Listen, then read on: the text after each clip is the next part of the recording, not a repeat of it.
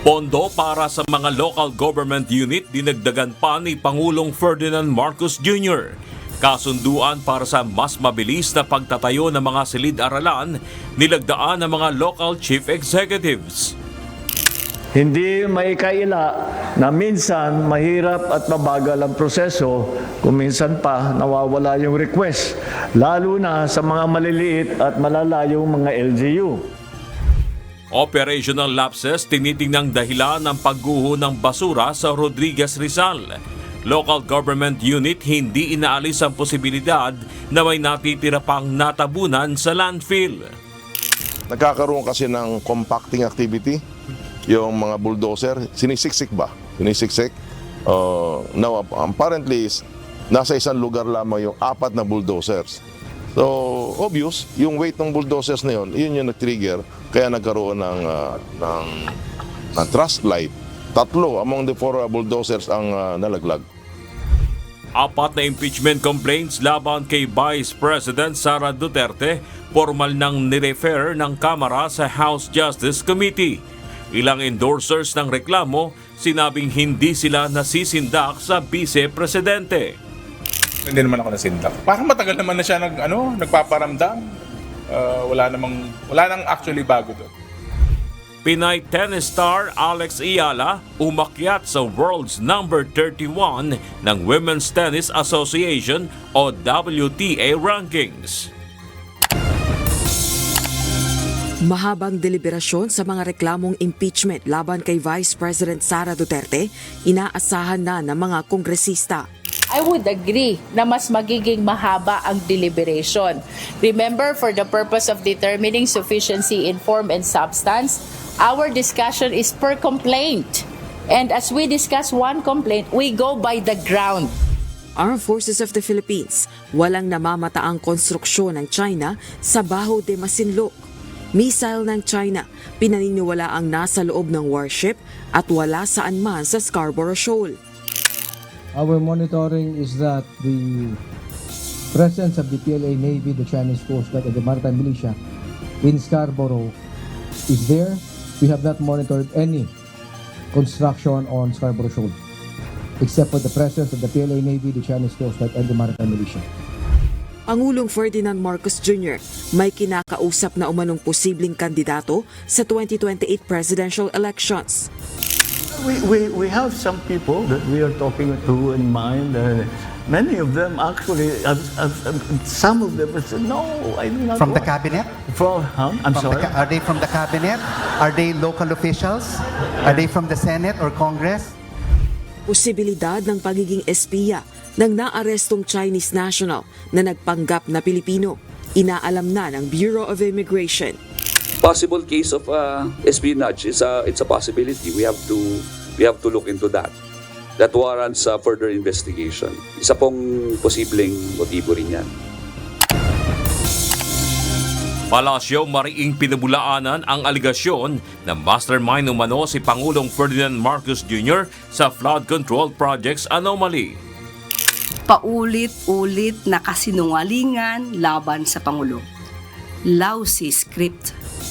Hindi pang award-winning. Hindi malinis. Alam mo na may kasinungalingan. Ilang nakiisa sa protesta kaugnay ng anibersaryo ng EDSA Revolution nagpahayag ng pagkadismaya sa patuloy na kultura ng katiwalian sa bansa. Parang wala na. Uminad na ako ng 58, parang wala nagbago. Wala, ganun pa rin yung natin. Mahal ang bilihin, tapos yung mga natin. Nila rito. Ganun din, wala na tayo. 6 na bilyong pisong halaga ng shabu na diskubre sa isang shabu laboratory sa Valenzuela City. Bago yung na-discover yung laboratory, nagkaroon ng bypass. And we are certain na yung na-bypass operation is a part of the syndicate. E-certificate services, sagot sa mahabang pila at matagal na paghihintay ng mga consumer ayon sa Philippine Statistics Authority. By embracing digital delivery, we ensure that essential civil registry services are always within reach. 4 na tauhan ng Philippine Coast Guard inalis sa pwesto kasunod ng trahedya sa MV Tricia Kirsten sa Basilan. Ang gulong overloading at one-deck classification, kwenestyon sa Kamara. The station commander for his inefficiency in the conduct of his official functions and duties. He is suspended for 1 year without pay. Mayor Leni Robredo, posibleng nakikitaan ng Marcos administration ng potensyal bilang malakas na pantapat kay Vice President Sara Duterte sa 2028 elections, ayon sa isang analyst.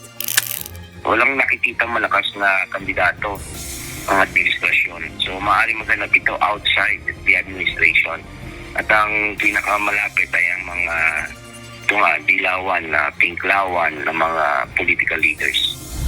Kontribusyon ng Social Security System members hindi itataas kahit maipatupad ang huling tranche ng pension increase sa 2027. We want to make life easier for every ordinary person para hindi na siya mahirapan. Nag-uutang na nga siya kasi hirap siya, di ba? Tapos papahirapan pa natin siya. So we're trying to make it easy for everybody. Defense team ni dating Pangulong Rodrigo Duterte binigyang diin ang 6 na kahinaan ng mga ebidensya ng prosekusyon. Documentary records, such as police and forensic reports, are at variance with and are contradicted by testimony of a single prosecution witness. 18 dating Marines isa sa ilalim sa background check ng National Bureau of Investigation o NBI. So importante na malaman natin yung personality, pinanggalingan nila para ma-establish natin din yung credibility ng testimonyang sinasabi nila. Dating Public Works and Highway Secretary Manuel Bonoan at 10 iba pa inireklamo ng graft, plunder at bid rigging sa Office of the Ombudsman.